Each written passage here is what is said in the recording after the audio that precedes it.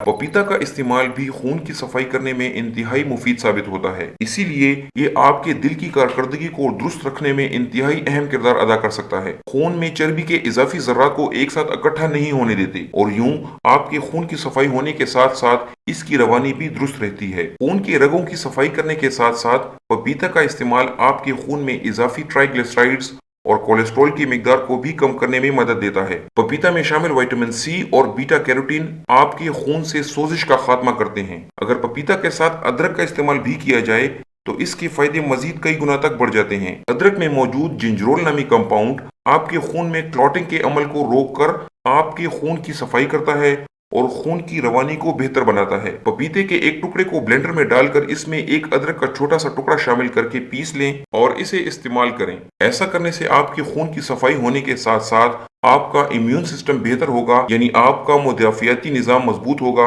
और आपका जिस्म बीमारियों के खिलाफ लड़ने के लिए ज्यादा मजबूत होगा।